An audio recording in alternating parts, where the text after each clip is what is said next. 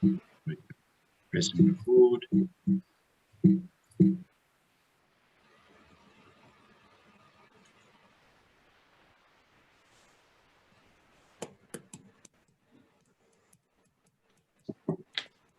All right, welcome everybody to the latest and in fact last seminar for this year. We were in fact going to have the latest hire at the UCT History Department, Atambile Masola, give our next seminar, but Atambile and a number of us in the department have pleaded exhaustion, which I think is legitimate. And this year, perhaps more than any.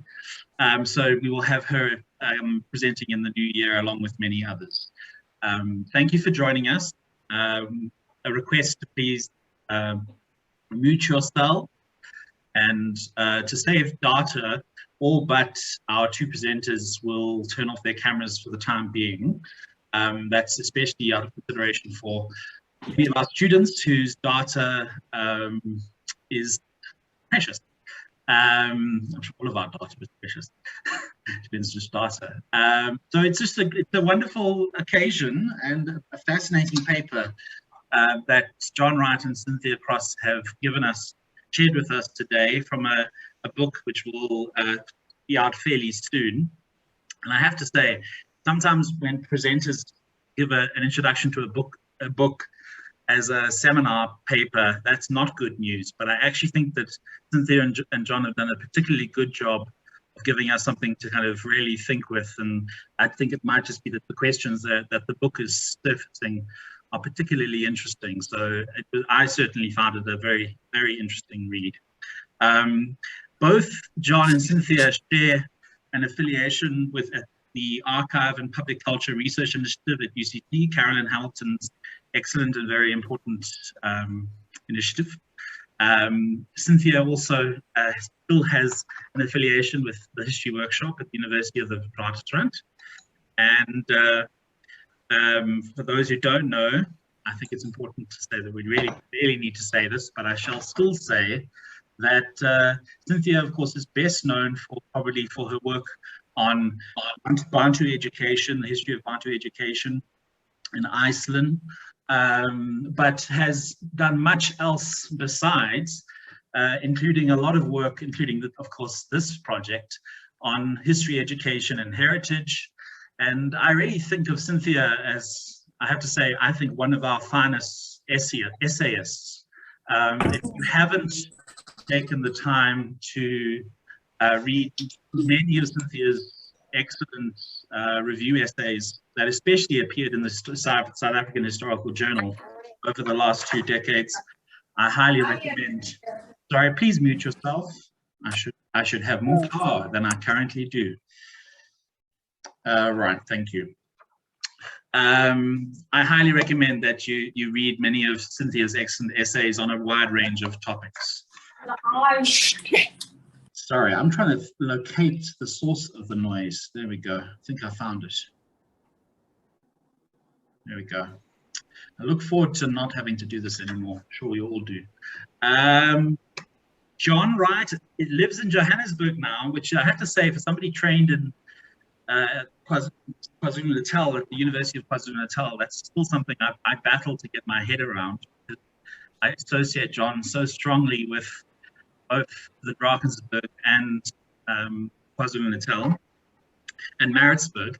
John is a leading historian of pre-colonial Southern Africa, and especially focusing on KwaZulu-Natal and Zulu history.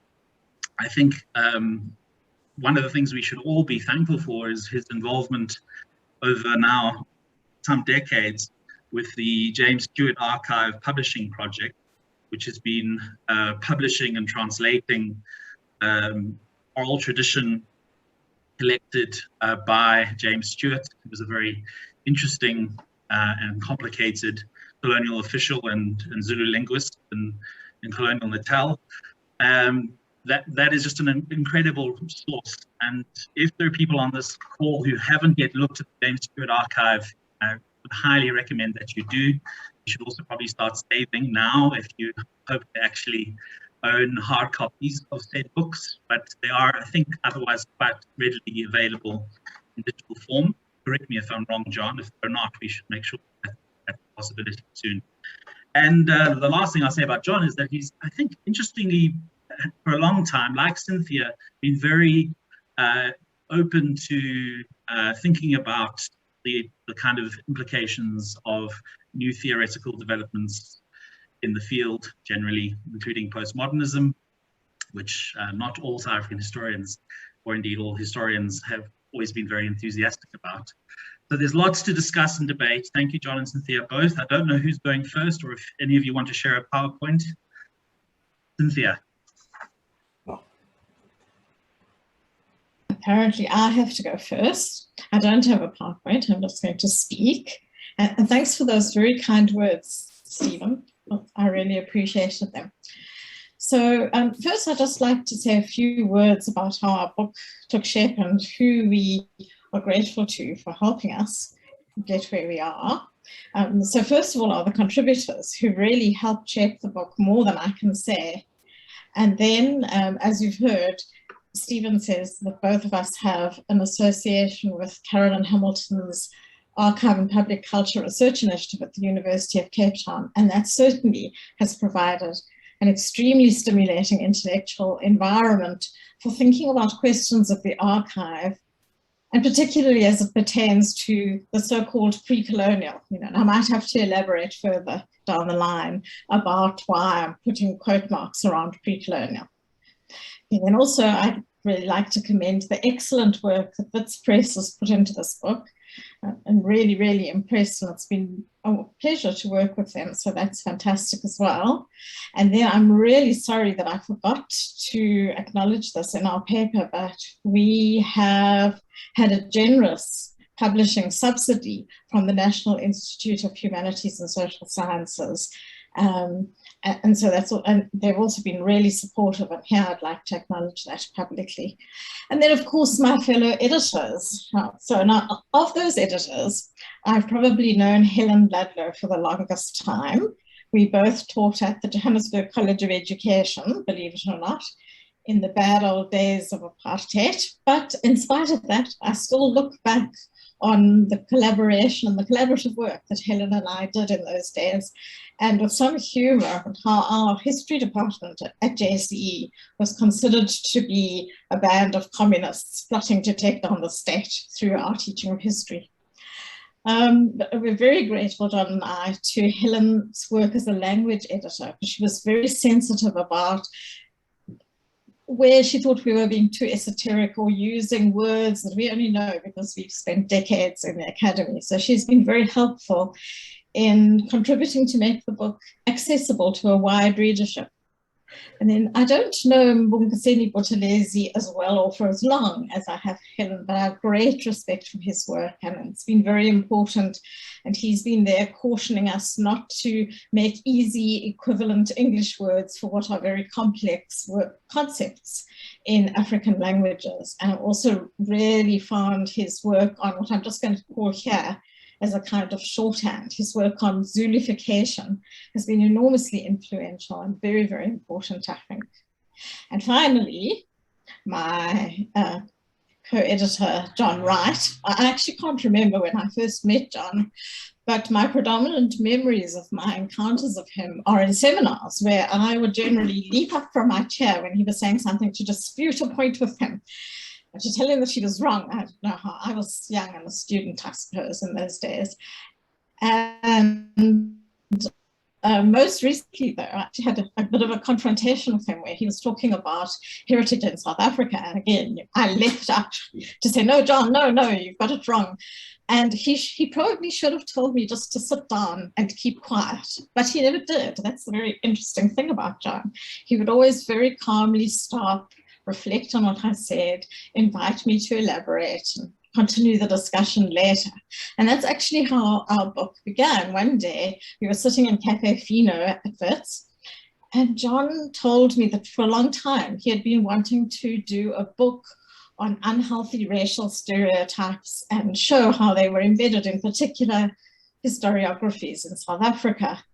And typically, what did I say? No, John, that's such old hat. Been there, done that, got the T-shirt. We did that in history methodology at Wits back in 1976, believe it, 1976 of all years. Helen and I dealt with that at JCE.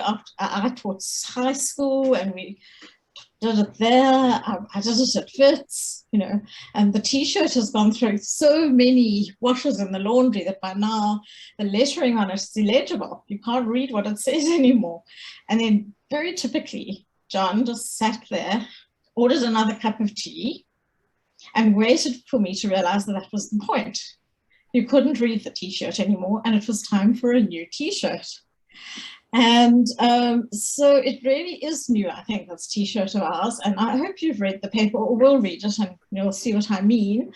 And what we realized, despite me thinking that it was all old hat, is that some of the very deadliest stereotypes that we were conscious of, I say, in the 60s and 70s are still around, and sometimes have taken different forms, but they're often still there. But sometimes equally, through trying to efface them, to get rid of them, we sometimes might have done more harm, actually, in getting rid of them than we realize. And if you read the paper, you'll see what I mean. And it has a lot to do with, I see that Jeff Perez is here, so he might like this point, but it has a lot to do with the way CAPS, which is the new curriculum in the schools, deals with the Mfektane, or so-called Mfektane, and for grade 10. And initially I was really pleased when I read that curriculum, because I thought it absolutely reflects what Carolyn Hamilton and John Wright have been writing about all these years, and yay, now it's in the school curriculum. But recently, through conversations with students who are coming through UCT in particular, who I've had a bit to do with, I've come to revisit that and think, well, there's some ways in which just importing what academics have written against the Mfektane is actually not good. And your students are telling me that they find this section very colonial, but you'll have to read our paper to find out more about why they say that. Anyway, also in the paper, we talk about this very important paper for us, which was written by Nomalanga Mkhize and published in Business Day. And that was very inspiring for us and contributed a lot, actually, to the way our book evolved from simply kind of denunciation of stereotypes to something else. And what Nomalanga does there is that she contrasts the very disconnected and hollow kind of history that they're taught at what she called an elite Victorian girls' school, with the absolutely wonderful spellbinding oral histories that her father composed as he drove her home for the holidays, inspired by the landscape through which they passed.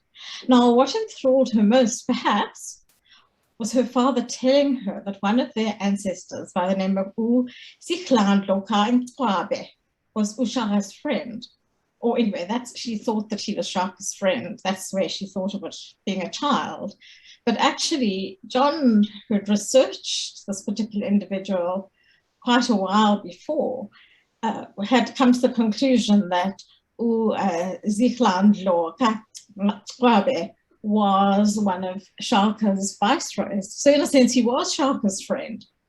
But anyway, the point is that through hearing of this ancestor, Nomalanga was able to feel a connection with history that had been denied her in the school history classroom.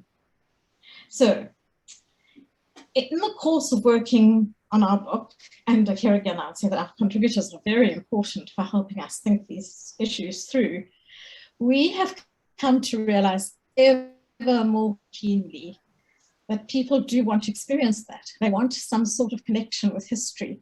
And it's interesting because sometimes, okay, in Nomalanga's case, it was with a direct ancestor, but sometimes people feel a connection with historical personalities who were not their ancestors, like we called them standard eights in the days when I taught high school, who were white children, mainly of English descent, but they stubbornly resisted my attempts to downplay the French Emperor, Napoleon Bonaparte's achievements. They were very attached to heroic Napoleon. They didn't want to hear me saying that it was all the product of propaganda.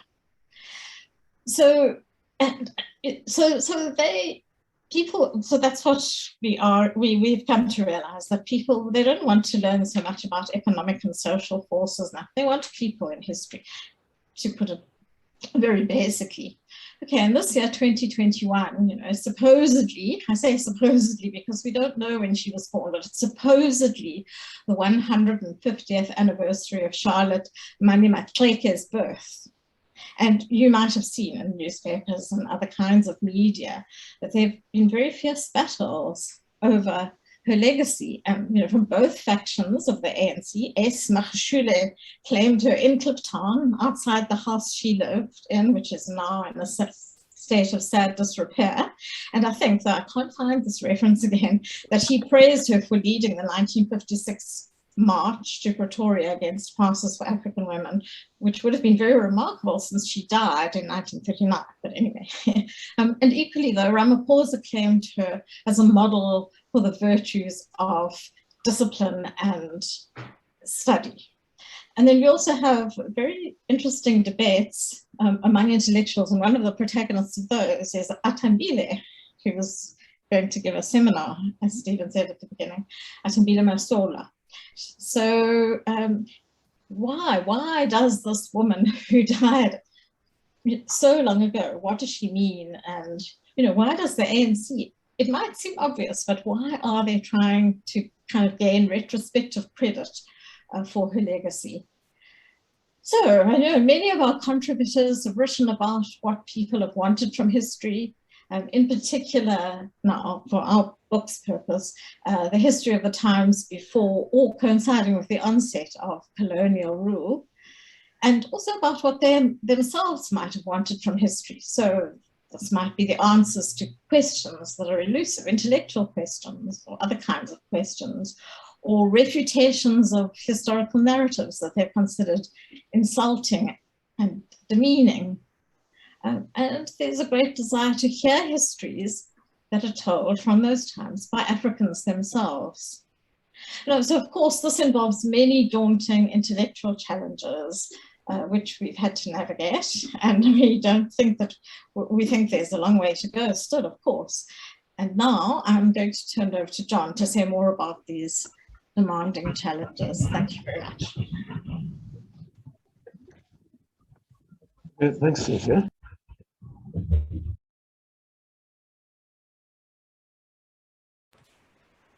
Wrong notes, so I'll be able to get through them. Go for it, John. Okay, so in the paper we explained right at the beginning how we came to be editing a book on the archive of Southern African history before colonial times. Our readership, the notion of readership that we had was quite important. From the start, we wanted a book aimed at readers with an interest, obviously, one kind or another, in the field, Southern Africa before colonial times, but not necessarily with an academic foundation in it. And we were early on encouraged to pursue this particular line of writing and editing and thinking by educationists that we spoke to in Cape Town and Johannesburg. Early on, we had quite an enthusiastic reception in several quarters when we spoke about this kind of book. We wanted some kind of coherence in the book's geographical focus, so it made sense to point the book towards research areas where we were more rather than less familiar, with which we were more rather than less familiar, which meant KZN and Gauteng in the first instance, extending out to neighboring regions. And these factors were basic in shaping our approaches to possible contributors, that geographical focus as our starting point. Now, bearing that particular readership in mind, the book aims to do something towards interrogating the notion of archive, this abstract word, and its relation to source materials on the history of Southern Africa before the colonial era. They're not the same thing, archive, source materials. We wanted to bring out how the notion of what constitutes the archive in this field has changed over time, change, and how it's been contested. To put it another way, the book aims to bring out as clearly as possible that the materials that we call sources of historical evidence are themselves historical products. They are of particular times and places where they were produced. An obvious point for historians, perhaps, but not necessarily one that all our readers would have thought much about. So we thought it worth stressing that point, and the book stresses that quite a lot. The source materials themselves as historical products. Less obvious, and perhaps we don't say enough about this in the paper, is the question of actually what constitutes source materials, historical source materials. How do items that people say are from the past, how do they say in the present that they have something to tell us about the past? And why do other materials get overlooked in this process? In other words, we're talking about the process of the deeming of particular materials and not others as archival. That is, as collections that form possible sources of historical evidence. There are also historical products. The business of deeming is itself historically made. It takes place in the present, but of course that changes all the time. The imagining of certain materials as sources of evidence takes place in the ongoing present. And the making them into collections happens at particular times and particular places, and is often contested, and is therefore in its essence a political act. I'm trying to get something of this across to an audience, probably even an academic audience, but a readership not necessarily with academic foundations in the past before colonialism, is quite a challenge. And yeah, I like to think that the book has gone some way towards meeting this challenge, but it's a point that we'd like to hear about in due course from readers and critics of the book.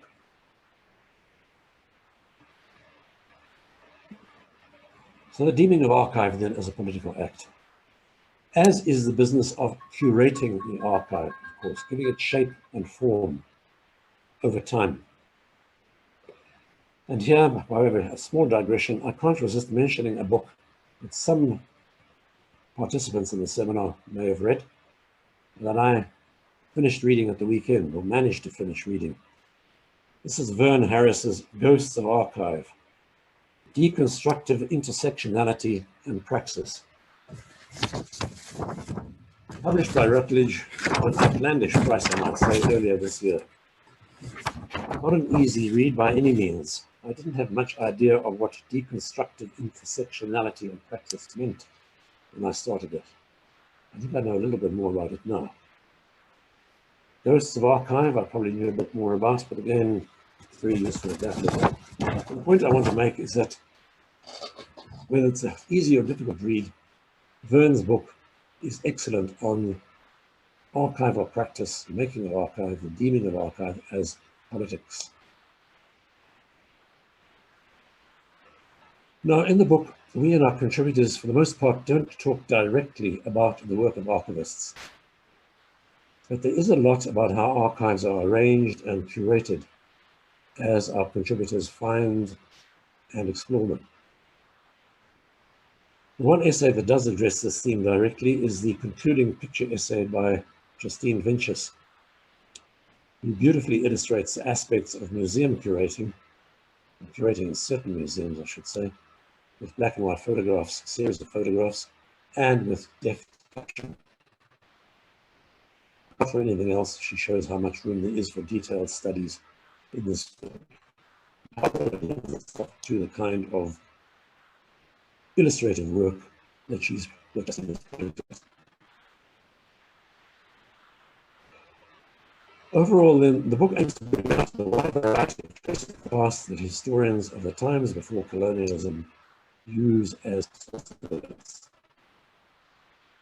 I'll try to say something about how those traces of the past are recognized as sources of evidence and how they come to be archived.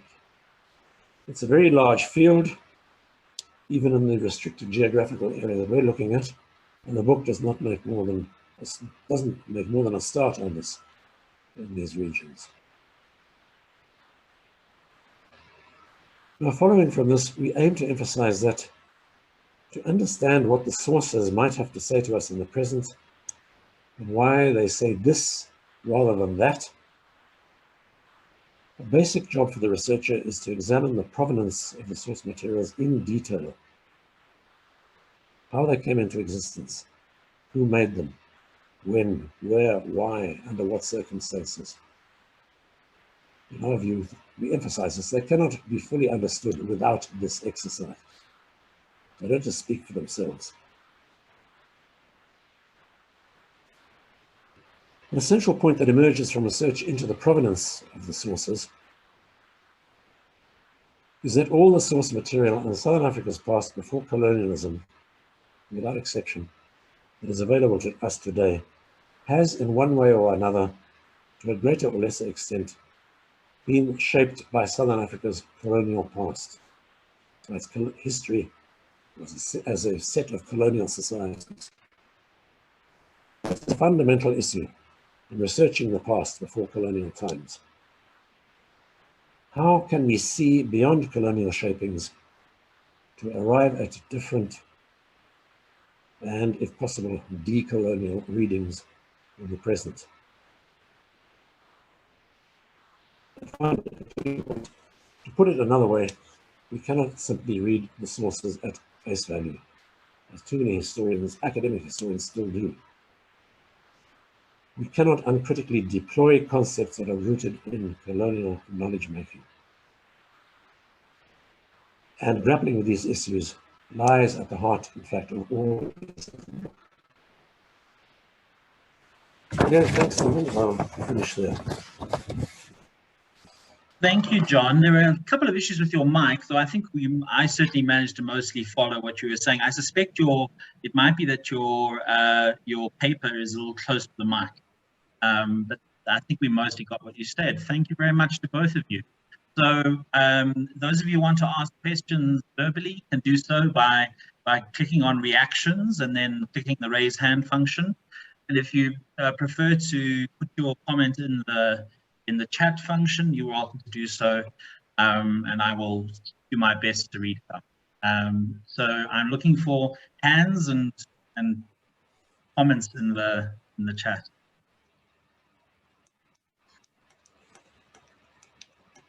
Who wants to start us off?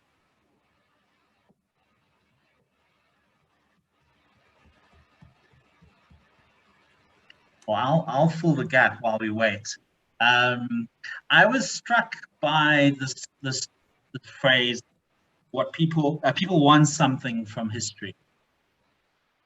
I really was very struck by it. I enjoyed it as a kind of provocation to kind of remember that. I think a lot of us who are university lecturers often find that students respond to certain texts more than others. And I think part of that is what you're really getting at, which is, I think, what now people call relatability. Sometimes relatability, it's kind of a horrible word. So I see Cynthia scribbling it down. I hope you don't fill your text with it. But it does capture some of what I think you're talking about.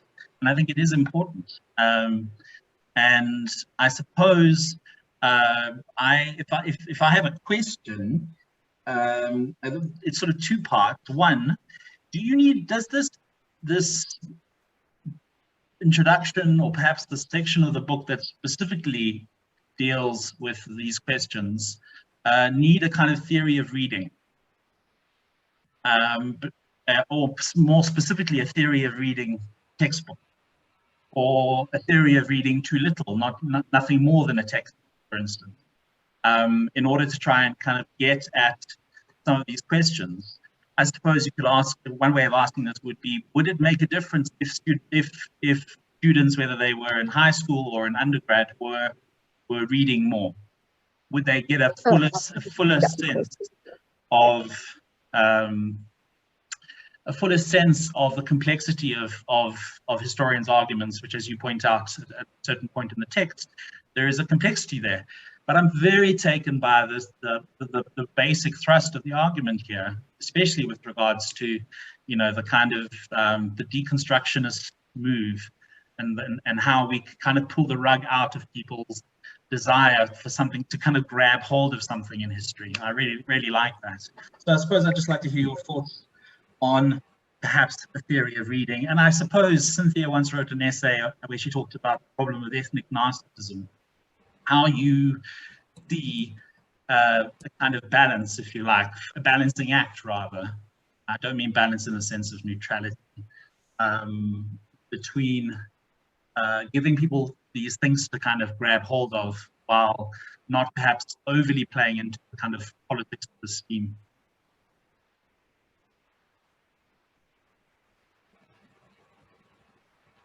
Well, that's for Cynthia to answer first. That's a very hard, actually, series of questions, Stephen.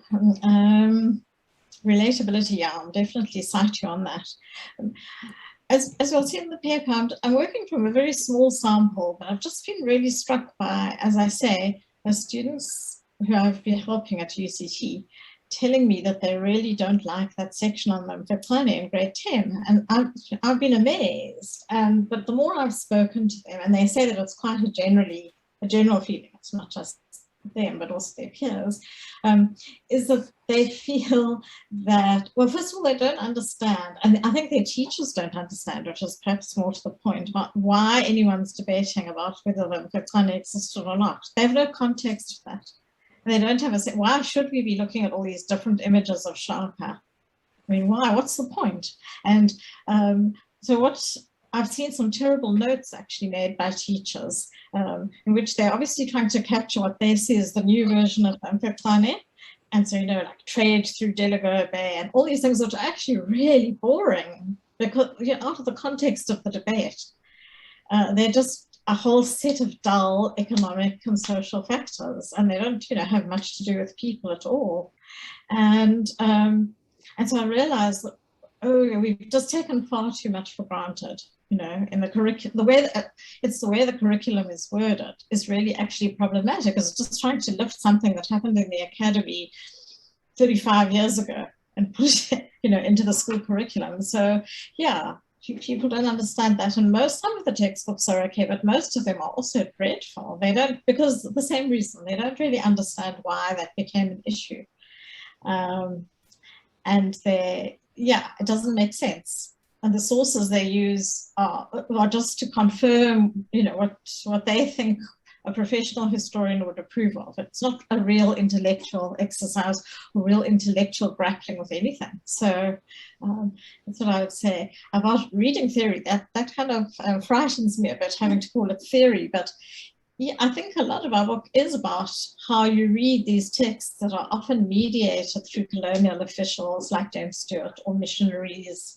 like Carl Hoffman, or ethnographers who are sometimes very problematic, like Wright, who was basically a Nazi. I mean, how do you read these kinds of sources? A lot of the book is about that, but I don't think we have any particular theory. Maybe we do without knowing it. Okay, thanks. Well, Stephen, if I could just take up that point again about, a textbook. What did you put it? The theory of reading, a textbook in the theory of reading. Wow, who's going to write that? But at another level, any moves towards trying to get students, pupils, learners towards moving beyond positivist notions of knowledge making. In other words, towards historicized notions, are to be welcomed in this day and age. It's certainly not for me as a non-expert in this field how to say that, what needs to be done.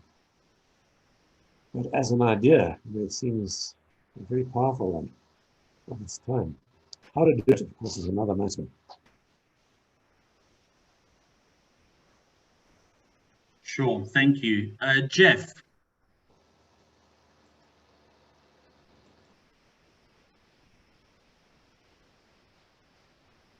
Can you just unmute yourself, Jeff? If you're muted.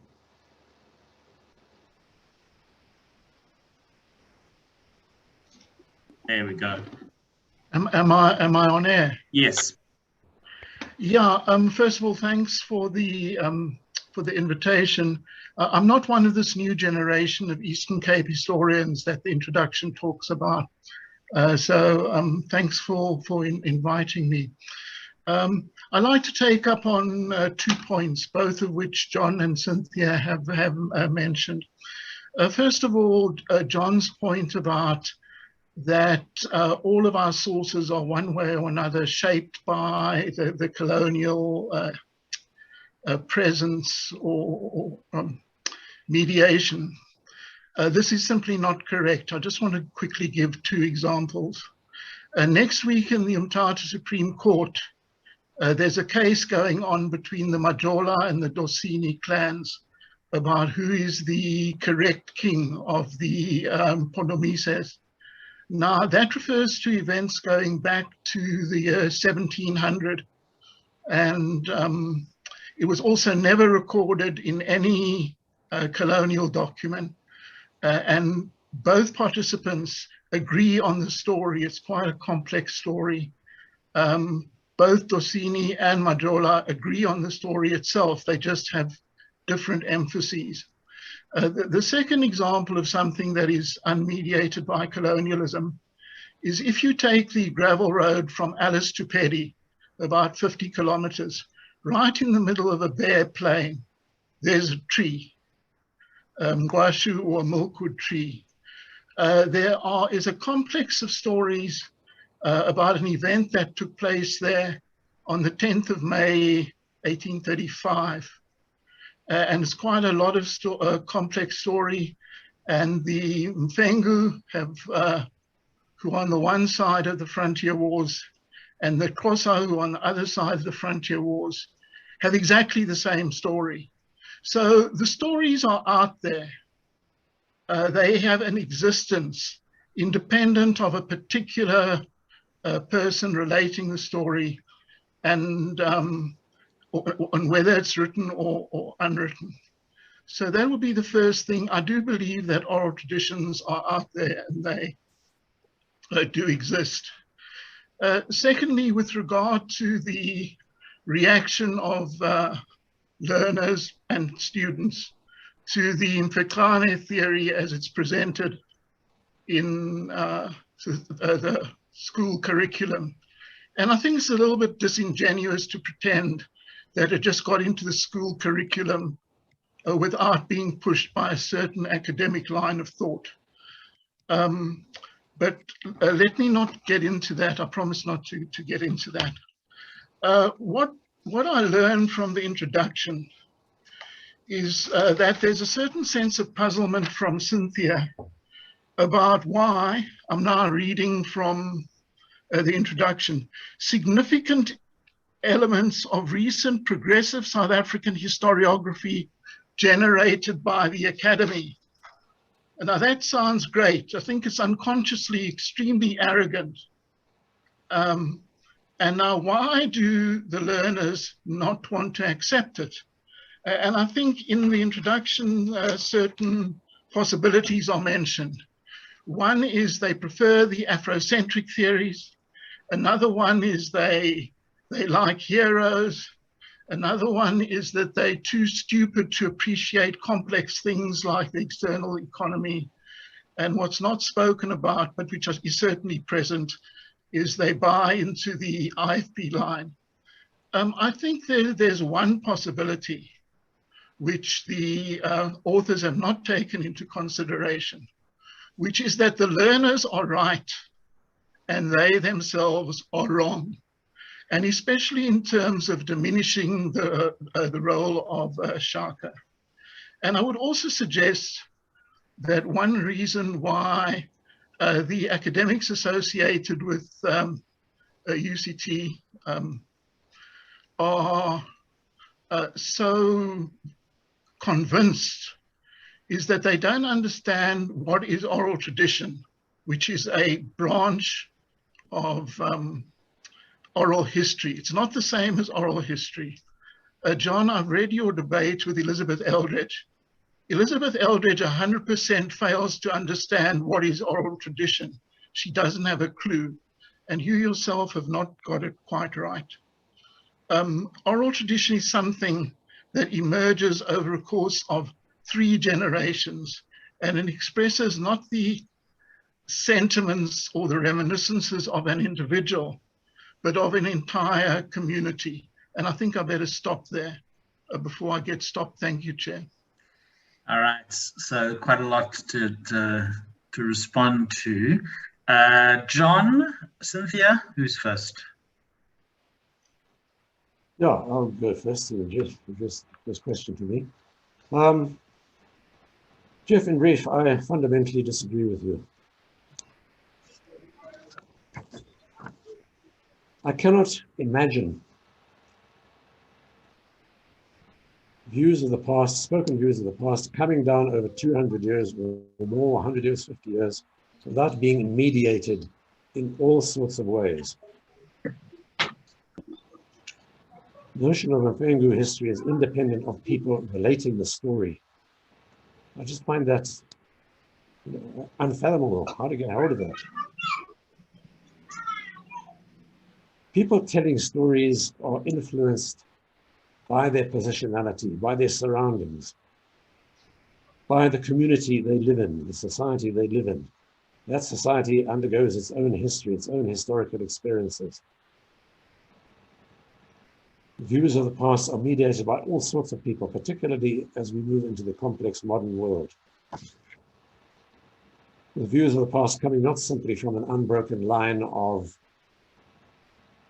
talk from the past, traditions handed on, but coming from, heavens, what is learned at school, what is learned at church, from friends, from workmates, from totally different experiences, from social media, from television, from radio, newspapers.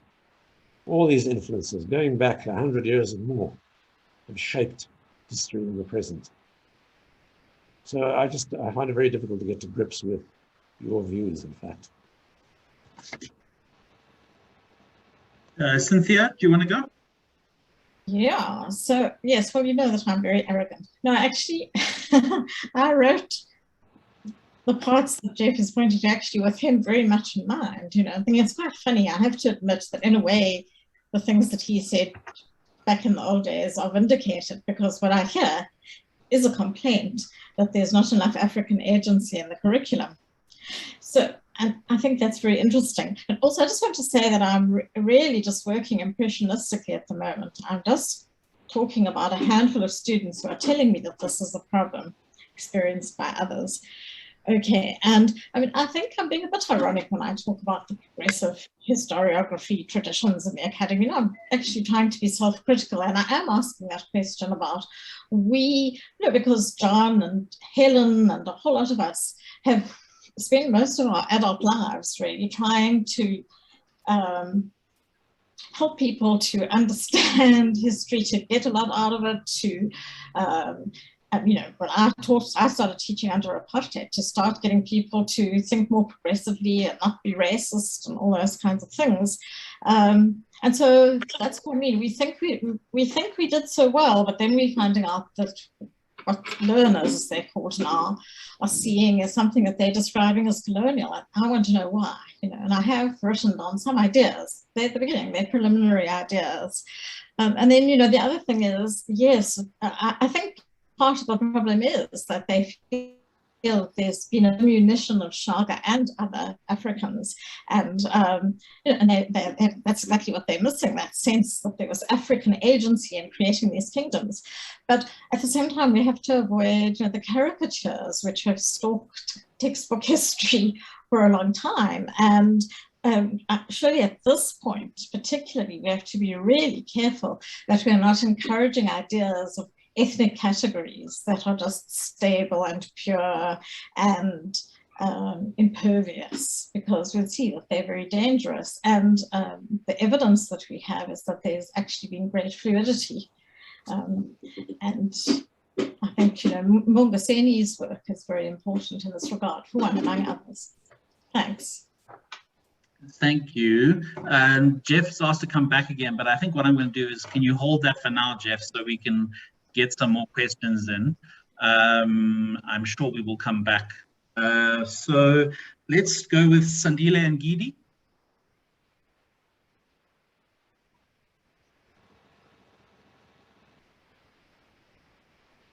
Thank you very much.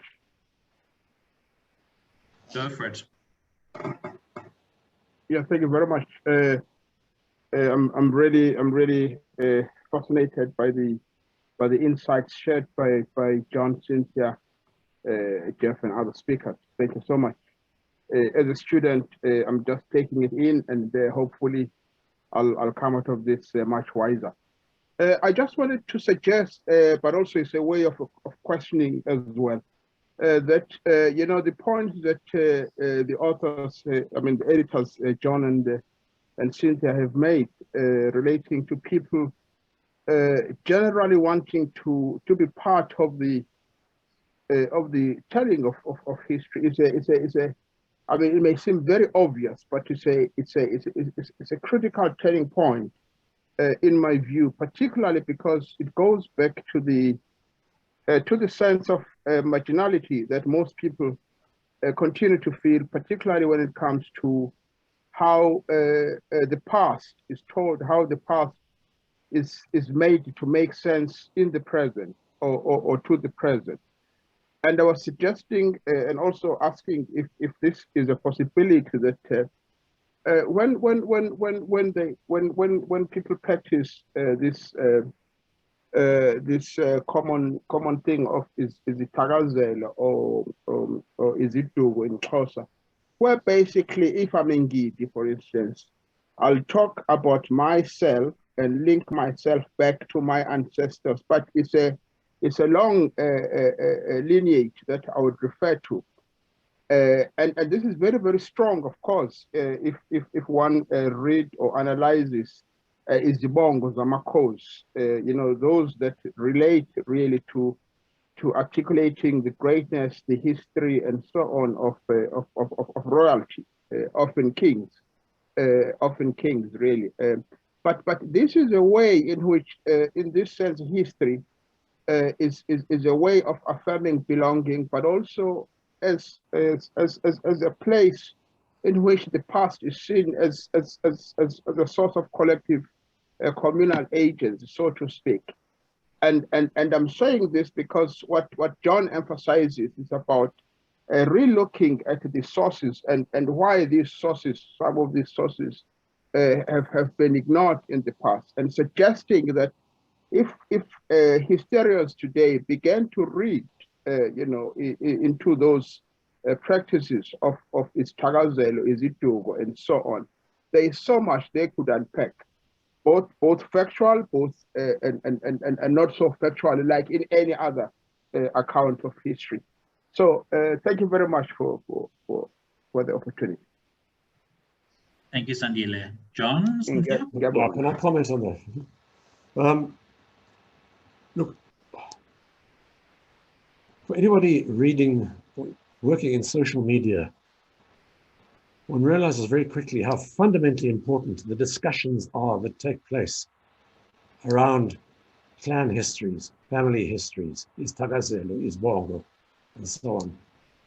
It's a very important source for academic historians to look at and be aware of, and to be able to read the languages in which these discourses, and they are discourses, are expressed.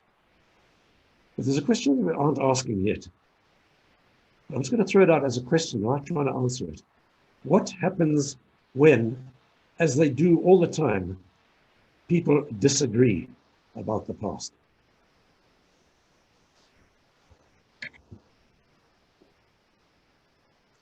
Cynthia?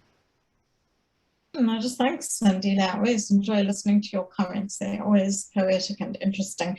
I liked the way you put it about everybody wanting to be part of telling the story and telling history. So just thank you very much for that.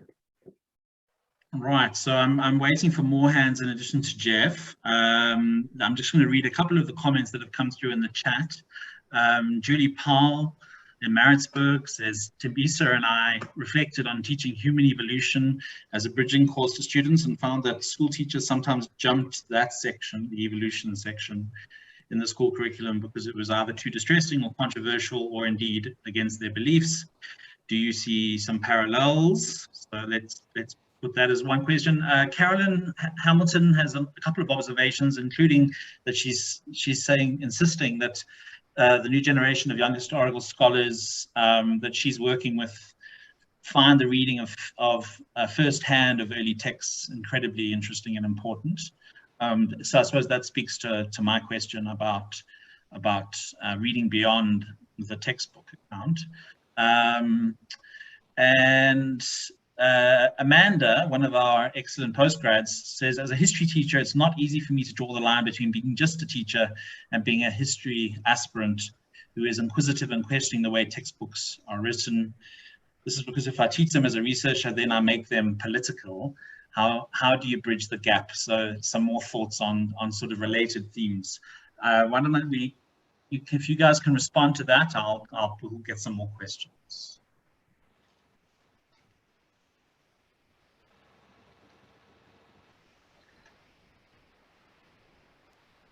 They're hard questions. I mean, yes. I think that, from what I've gathered, a lot of teachers do avoid the sections on them for Mfecane and so on. And, obviously that requires a lot more investigation.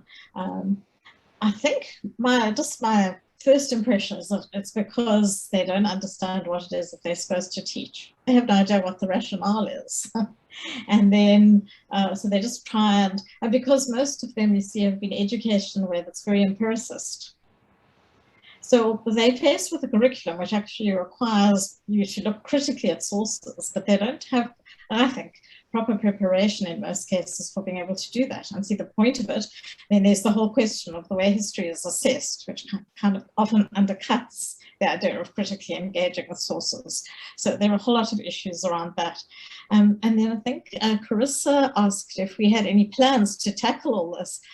Well, I've written about the curriculum. I wrote about CAPS quite a long time ago, complaining about the way that it presented Mapungubwe, so I mean, I can't think of how I hope this book, I hope it helps people. That's how, that it's really, because I think people just are at sea. There's that, they don't understand the context. They don't know what content, how they're supposed to do it. And I think that our book will help in that regard. The whole question of being political, I don't see how you can have history that isn't political. I mean, it just reminds me of when I had to go to one of those dreadful felt camp schools with my pupils long ago, and the wormies at the camp asked the pupils to have a debate about how to improve race relations without discussing without politics, without discussing politics. My girls started to, of course, they said, well, the first thing we could do is have an equal education system. And the Omis got really angry and said, we said no politics. So that it's absurd to think of how you would do history without politics, but I know it's very difficult and very contentious. And so, that's something that also needs a lot of thought and exploration. John? No, hold back on that one. Okay, I've got Carolyn, then Jeff. Thanks very much, Stephen. Thanks, Cynthia and John. I wondered about introducing into the discussion at the moment an idea of what it is to try and imagine, and I suppose it's an active historical imagination, but one that raises a question that I think is extremely interesting for historians today, which is what the conventions of political and historical discourse amongst Africans locally would have been before colonialism and in the earliest years of colonialism. In other words, it's a question which goes to the matter of what were the ideas that would have prevailed about how most productively and richly to discuss the past. In other words, what was the political philosophy underpinning ideas about the past? And allied to that comes the stuff that missionaries like to call religion, but which in fact feels so close to the discursive and to the mode of understanding that I always hesitate at the description of it as religion. But when you combine a sense of what today we'd call political philosophy with what would also have to incorporate an understanding of the significance of ancestors in the present. And when one tries to put all of that together to create in one's mind an opening to understand the discursive possibilities of history in the past, it's just such a fantastic question, such a fantastic intellectual question about the intellectual activity in the past. So I just wanted to put that out there. Just a comment on that, if I may, Stephen. Yes, please. Yeah, just the very word history itself, the English word, the way we academics in the 21st century understand history, may itself get in the way of understanding discourses about the past in societies before colonialism. We talk about history because there's no other word, but we've got to be very careful that it's not obscuring something, which makes it very different and perhaps from the way that we academics might understand history. Cynthia? Well, I'm much less qualified to talk about this than either John or Carolyn, but having listened to them a lot, I got this feeling that James Stewart was just barging into a centuries-old conversation about history and arguments that had been going on for a long time, and he was just a newcomer to these conversations. I still have that picture of him in my head, and that he just becomes the scribe in a way, trying desperately to capture. What Don was saying earlier in response to Jeff is that, you see all these contradictory and people getting really upset and heated about which version is the legitimate or the correct one. And yeah, so. All right, so we've got a couple more comments in the chat, which I shall read. We're going to go with, I think, Jeff, and then Atambile straight after Jeff, and then Cynthia and John can reply, and then we'll carry on with the chat. Jeff, you wanted to come back? Yes, please. Can you hear me? Yes. Can you hear me? Yes. Yes. I think I appreciate the contributions of Carolyn and of Cynthia, but I just want to respond to John. When I decided to participate in this, I realized I wouldn't have time to explain a whole lot of complex things. But what I want to talk about especially is that John and I don't have the same understanding of what is meant by oral tradition. And I think I would like to explain, if I may, what I understand by it, and then I won't try and assume what John understands by it. But I was a student at the University of Wisconsin in Van Siener's time, and my understanding is an oral tradition takes shape basically only after 3 generations. The first generation is the generation which reports the events of the past. In other words, I was there, or I spoke to somebody who was there, or I remember in my youth such and such happened.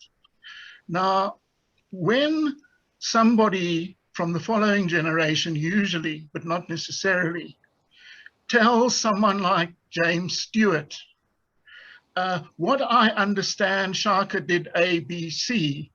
That is not yet an oral tradition. That is what I would call an oral testimony.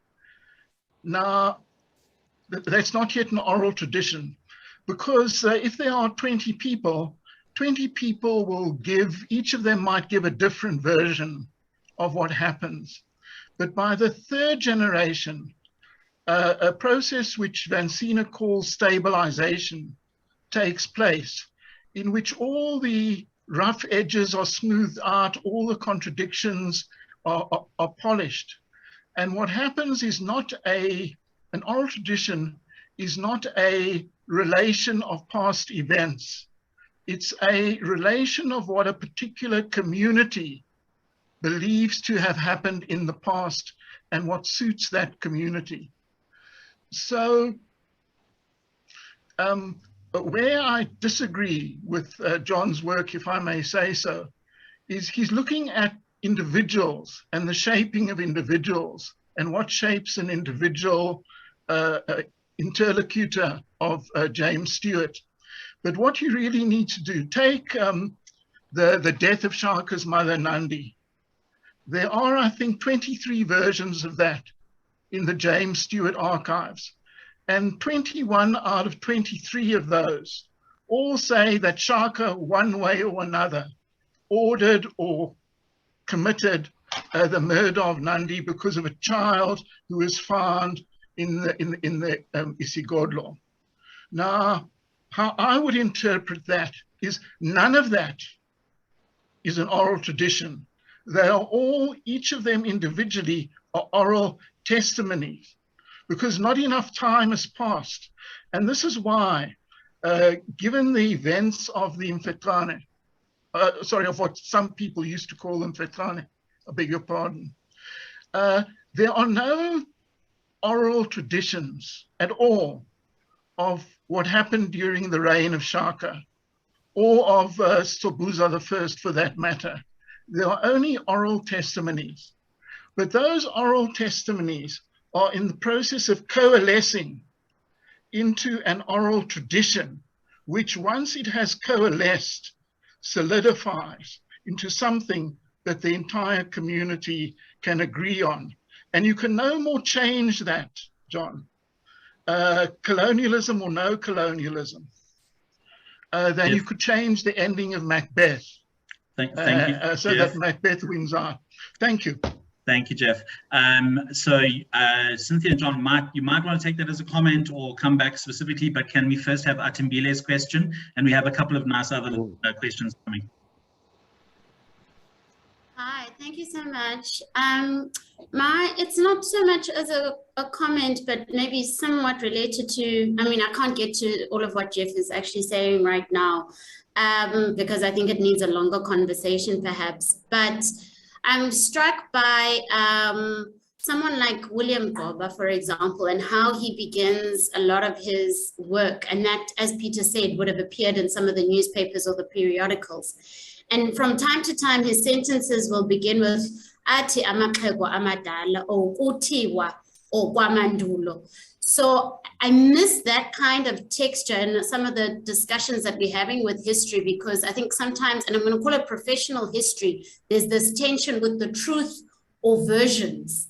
And I think if we could maybe make history a lot more, or maybe not make history, but accept that history is actually a lot more discursive than what we want it to be, rather than truth. Because what Goba is trying to do is, they say, or apparently, if you were to translate it into English. So this kind of political philosophy or kind of an approach to history is that it is already about a group of people. And it's not so much that people are looking for consensus, but rather people are going to have different stories according to their vantage points or according to where they're coming from. But somehow when we encounter history in the classroom or history as we are constructing it or encountering it in the archives, it's almost as though we're searching for truth. And that's because of the ways that history has been used as this tool of nationalism or tool of racism or tool of sexism. And so you're always angling towards that. But we've seen so many examples. It was never actually meant to do that because it doesn't do that in the kind of lived experience of the everyday. So then you have this weird thing of like the everyday history and then the kind of the debates that we're having in academia, and then these kind of oral texts that are clearly showing that it is something that is discursive. And it's not so much there's a kernel of truth, but everyone is vying for positions or for their narratives, which is what John was speaking to. So I wonder, like, I think I'm more interested perhaps in a conversation that opens that up to say, and maybe it's a matter of people declaring sometimes and saying, this is the position that I'm taking. I'm going with the kutiwa or amaxego ati. And so you're not quibbling over truth or quibbling over anything, but you're simply saying, this is a version of events. And that's, I mean, that's 200 or 300 years old in a sense. So yeah, maybe I'll stop there. Thank you. John and Cynthia, before we move on. Atambile, I think that was absolutely beautifully put. Thank you so much. I actually wanted to ask you a question. You wrote in the chat that isiduko are more malleable than we like to admit. Could you just explain that, maybe with Stephen's permission, what you meant by that comment? But I think it links to what you've just been saying. Yeah, I think it is some of this discursive. So if you, the point I was trying to make, and Nomalanga always makes a jibe of this, is she says, amongst AmaZulu, you can pick up isiduko or isithakazelo somntu according to their surname. So you see Ungidi, and I can't remember, but Butsandile's isithakazelo is, but you immediately know. So Omkize, Okabazela, for example. Whereas if you look at my surname, it doesn't necessarily point you in the direction of what is my clan name. I would then have to maybe say the first one, and even then you'd have to ask, you'd have to find out which house I belong to. And I say, so Masola isn't necessarily, doesn't necessarily signal Abatembu. There are also Omasola who are Sutu, for example. So then you have to declare and kind of say where you're from. And then based on that, then people can point you to your geography, etc. And then of course, there's how is it to come about for some people. And then there's abantwana abasekhaya and then abantwana abasendlini. So if you're married, if you're born in a marriage, depending on which surname you take, doesn't necessarily mean that you'll take that isiduko as well. So, and that's got to do with if damages are paid. I don't want to use the word damages, or not. So it's malleable insofar as those kind of social machinations, and that some people change their surnames over time as well. So that's what I meant by malleable. Is that, so for me, isiduko, while it can point to a history, and mine, it's lyrical and it can tell stories, I think that's part of the job, but it doesn't take us the whole way to kind of say it can give us, again, a definitive history. Perhaps it can give us a discursive history to say along the way, these people met these people, married, took this name, or basikelwa apa, they were given land here, and then they took on this name because of this, or this person was adopted here. And so for me, it pointed to a journey rather than a definitive archive. Thank you. John, did you want, or Cynthia, do you want to just come back quickly before we move on? Yeah, it's to both Atambile and Jeff. Atambile, beautifully put, love that. Anything that can undermine the positivist notion of truth in history needs really to be pushed hard. And I think that's something that theory from the South can be doing, which is what you've been articulating in some ways. You know, that notion of truth, again, like the word history itself, gets in the way of a whole lot of discussion about the past. Jeff, just to come back to you. I've been working with Stuart texts on the history of the Kwabe Isizwe in the mid-18th century and before, as best as we can tell. And I see no sign of convergence. What we're dealing with, in fact, if anything, is different versions of Kwabe history from that time. And wondering why they remain different after 150 years. And there's a great deal that I think we can get from on the politics of discourse by asking that kind of question. Now, I want to ask you, you talk about the Josini and Majola views being in agreement, but you tell us nothing about the processes in which this agreement has been achieved. And this is something that we really need to know about. You may say there are communities where some automatic agreement is achieved, but no community is ever like that. In any community, some people are always more equal than others. In any community, it's going to be the voice of the powerful that emerges. And talking about some sort of convergence and community view conceals that kind of process in the making of ideas on the past. And I think one sees this all the time, in fact, in the text that Stuart is dealing with. All right. 1 second before you reply, Jeff, can you hold maybe for the end if we have some time, because we have a couple more questions. I know Jacob wants to ask a question. I'm just going to read a couple of questions in the chat or comments in the chat first before Jacob Dlamini comes in. Sandile said, I'm just moved by the fact that John and Cynthia's latest work recognizes the critical intervention by Mpumalanga and Keys. This too is a historical moment worth celebrating and noting. Peter Lim, early Black African press is brimming with these ideas of political philosophy and how they were articulated in different languages and idioms. Amanda came back, our postgrad. I put political for lack of a better word. If I tell my learners that the courses are a poor representation and presentation of history, then they are most likely to fail because they wouldn't know where to draw the line. The curriculum is too bureaucratic and not flexible enough. That's, I think, an important observation. And let me just see. Sandila came back. Carolyn's point on belief systems and history is fascinating.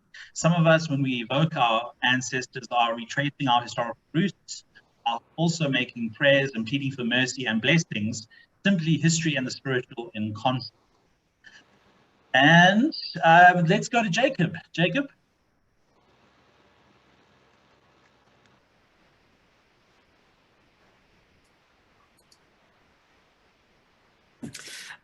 Thank you, Stephen. So thanks, Cynthia. Thanks, John, for this wonderful discussion and for a very stimulating paper.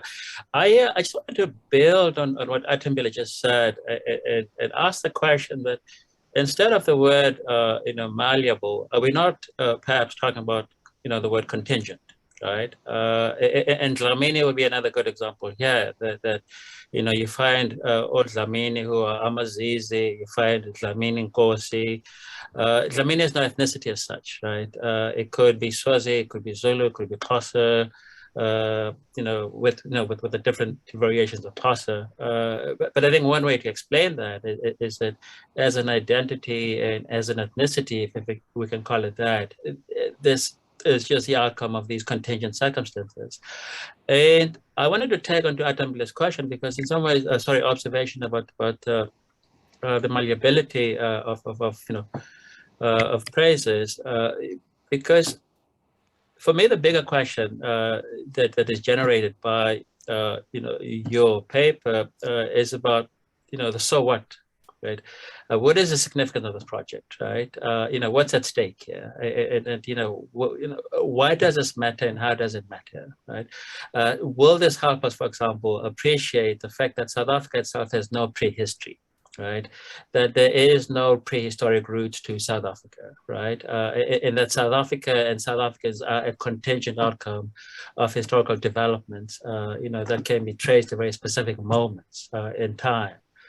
Because this seems to me quite important, and I think your work potentially will help us with this, and that is displacing race, from the center of our analyses of development in South Africa, right? Appreciating that there's more to South African history than just race and identity, right? In its various forms, and so I just wanted to add. This note about contingency and to say that I think this is something that we have to take seriously. And it's important because in some ways it will also help us move away from this Congress tradition of Africans in particular and Blacks in general. Right? This idea that some people are first in line and then everyone else has to wait behind. Because it's had all kinds of pernicious effects. It's something I think that we need to tackle and tackle seriously. But thank you. I'm looking forward to the book. I can't wait. Do you want to take that as a comment, or do you want to come in here, guys?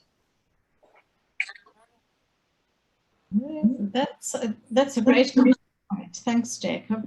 I'm just worried that we've left out somebody called Abdud. I haven't forgotten. Don't worry, it's coming. Yeah. Okay. Okay. So in fact, let's go with Abdud It's Dayan. It's actually hard to take in. Yeah. Abdud Dayan Badruddin asks or comments regarding primary texts and archival materials on Southern Africa's deep past. How do young historical scholars work critically against these racialized texts, but also simultaneously do the longer historical work on African intellectuals and various complexities mentioned? Do fresh eyes bring new perspectives or encounter the same conceptual differences? In a way, it's another way of asking Jacob's question or his observation. Carolyn, before you come in, Carolyn replies to Sandile, your point goes to the matter of the way in which the English concepts separate things which may need to be brought together. Cindy, another one of our postgrads, says, thank you very much, Jeff Perez, for that contribution on oral tradition and oral testimony. It's insightful. Prudence, another one of our postgrads. I also think the question of how Southern Africa's past is represented in the archives is interesting in terms of historical complexities that are unpacked through oral tradition. Peter Lynn, yes, and responding again to this, I am reading the thread, and it's just the nature of the beast, so bear with me. One interesting thing here is respect and honor, as John Iliff would say. And it might be that some historians mistake respect and other courtesies in written or oral form for political agreement. I'm thinking of John Dubé, for example. A very interesting observation. I think, let's see if you want to come back in, and then I'll carry on scrolling.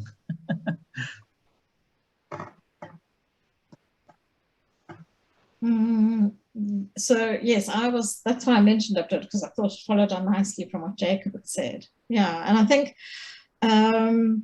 yes, what we're trying to do in our book is to offer guidance about how people can work the words, or critically work against racialized texts.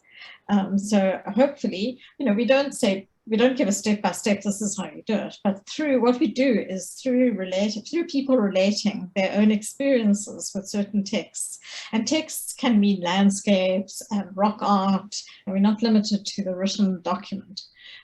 We hope to give people inspiration and guidance about how to start reading against these, through the racialized text. So a lot of our book is actually about that.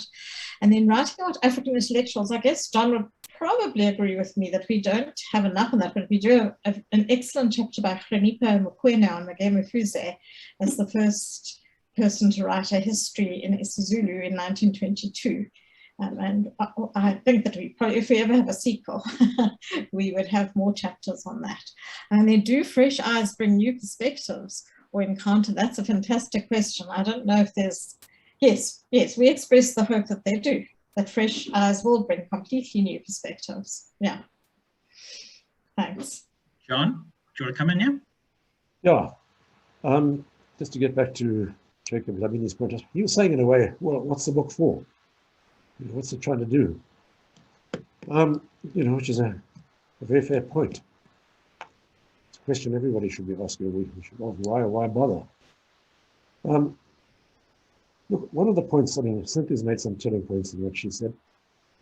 Part of what we're trying to do is simply to encourage teachers at all levels, the teachers, lecturers, people working with heritage, to think beyond history as factual. There's a set of facts out there to be absorbed. You don't have to really bother with where the sources come from. Here is the source, go and swat it up. And that, from what Cynthia was saying, is still very much a part of the approach to curriculum making. This positivist notion about the past as existing out there. And if this book can do something to edge teachers towards thinking slightly differently about that, then it will be achieving something. On that note, I think we can draw to a close. I want to thank you both and everyone for participating in this.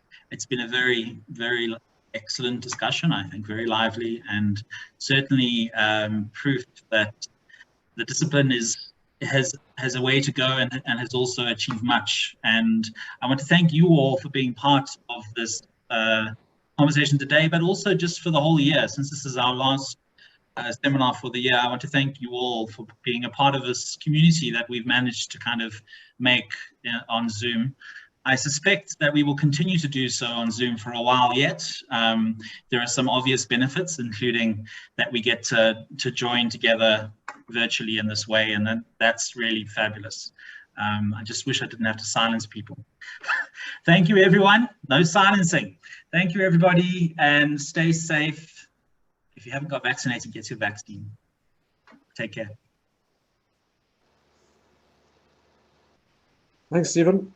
From our side. Thank you. Thank you, John. Thank you very much. Yeah. We really appreciated having this forum. Thanks so much, Steve. Yeah, and everybody. Thank you.